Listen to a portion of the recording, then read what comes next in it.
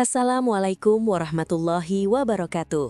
Selamat datang kembali di ruang edukasi spiritual kita, sahabat beriman yang insya Allah selalu dalam lindungan Allah Subhanahu wa Ta'ala. Semoga setiap detik waktu yang kita habiskan hari ini menjadi saksi ketaatan kita, dilapangkan rezeki kita, diampuni segala dosa, dan dipanjangkan umur kita dalam keberkahan. Sebelum kita menyelami rahasia alam barzah yang sangat menggetarkan hati ini, mari kita bangun kebaikan bersama dengan menekan tombol like, memberikan komentar yang membangun, dan pastikan Anda sudah subscribe agar kita bisa terus berjalan beriringan dalam mencari ilmu yang bermanfaat. Pernahkah Anda membayangkan apa yang sebenarnya terjadi saat sehelai kain dilepaskan dari jasad yang sudah tidak bernyawa? Kita mungkin melihat tubuh itu diam, kaku, dan membisu. Namun, tahukah Anda bahwa di balik keheningan itu, ada jeritan yang begitu memilukan yang sanggup menggetarkan seisi bumi jika saja telinga manusia mampu mendengarnya. Banyak dari kita mengira bahwa setelah napas berhenti, segala rasa sakit pun berakhir. Namun, ilmu yang akan kita bahas hari ini mengungkap fakta sebaliknya, bahwa proses pemandian jenazah justru menjadi salah satu momen paling berat yang harus dilalui oleh sang mayit.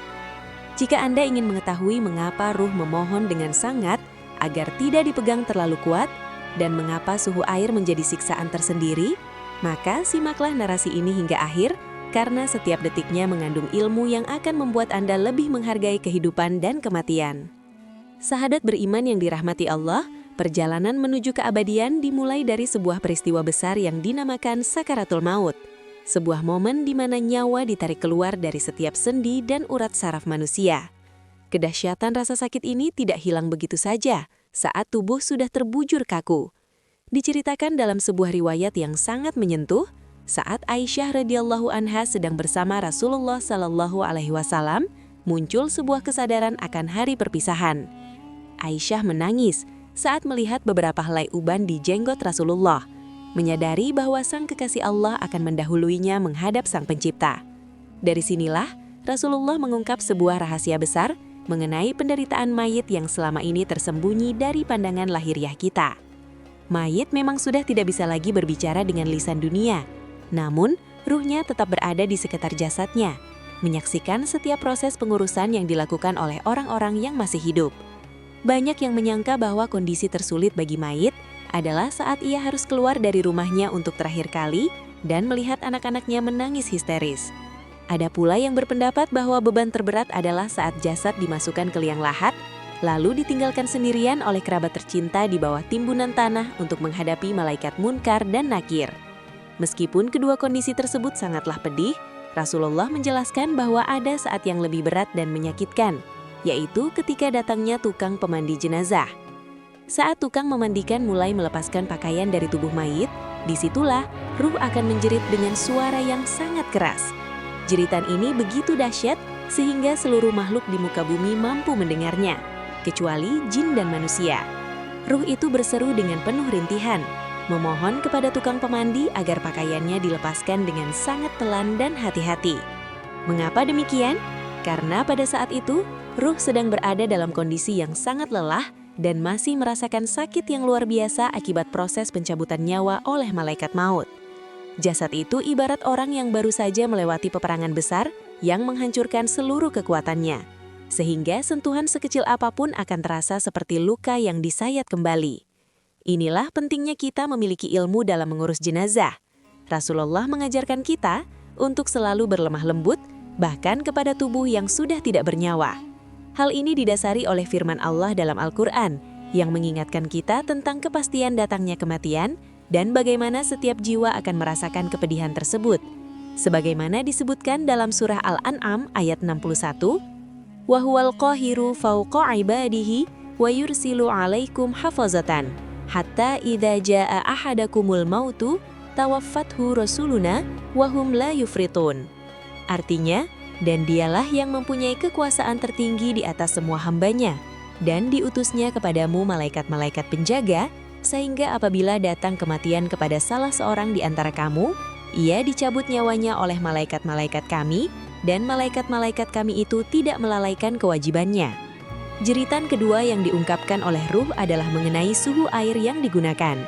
Ruh memohon dengan sangat agar jangan dituangkan air yang terlalu panas maupun air yang terlalu dingin. Ia berkata bahwa jasadnya seolah-olah telah terbakar hebat akibat dahsyatnya sakaratul maut. Bayangkanlah sahabat beriman, jasad yang sudah sangat menderita itu harus menerima guyuran air yang tidak sesuai suhunya. Rasa sakit itu berlipat ganda dan Ruh tidak memiliki kuasa untuk menghindarinya. Begitu pula saat jasad digosok atau dipegang. Ruh akan merintih agar dirinya jangan dipegang terlalu kuat karena ia merasa jasadnya masih dipenuhi luka-lukanya akibat proses keluarnya nyawa oleh malaikat. Ilmu ini memberikan kita pelajaran yang sangat mendalam, bahwa kematian bukanlah akhir dari segala rasa. Jenazah memiliki kehormatan yang sama seperti saat ia masih hidup. Mematahkan tulang mayit sama dosanya dengan mematahkan tulang orang yang masih hidup. Maka bagi siapapun yang mendapatkan amanah untuk memandikan jenazah, ingatlah jeritan tersembunyi ini. Lakukanlah tugas tersebut dengan penuh kasih sayang. Seolah-olah Anda sedang merawat seseorang yang sedang sakit parah, namun masih merasakan. Dengan bersikap lembut kepada mayit, kita pun berharap kelak jasad kita akan diperlakukan dengan kelembutan yang sama oleh orang lain. Kesadaran akan sakitnya sakaratul maut dan penderitaan setelahnya seharusnya membuat kita semakin tekun dalam beribadah dan mempersiapkan bekal sebaik mungkin. Jika Rasulullah saja merasakan beratnya sakaratul maut, apalagi kita manusia biasa yang berlumuran dosa, kita harus senantiasa memohon kepada Allah agar diberikan akhir yang baik atau husnul khatimah, di mana proses perpisahan ruh dan jasad berjalan dengan kemudahan dan rahmat-Nya. Kematian adalah guru terbaik yang mengajarkan kita bahwa dunia ini hanyalah tempat persinggahan yang sangat singkat. Semoga pembahasan ini menjadi renungan yang mendalam bagi kita semua untuk terus memperbaiki diri sebelum waktu kita tiba. Ilmu yang kita pelajari hari ini adalah pengingat bahwa setiap tindakan kita terhadap jenazah akan dipertanggungjawabkan di hadapan Allah Subhanahu wa Ta'ala. Jangan lewatkan kesempatan untuk terus memperkaya iman Anda. Kami mengajak sahabat beriman untuk menonton video kami berikutnya yang akan membahas tentang misteri malam pertama di alam kubur dan apa saja yang bisa menyelamatkan kita dari azab kubur. Terima kasih telah menyimak hingga akhir. Semoga Allah mengumpulkan kita semua di surganya kelak. Wassalamualaikum warahmatullahi wabarakatuh.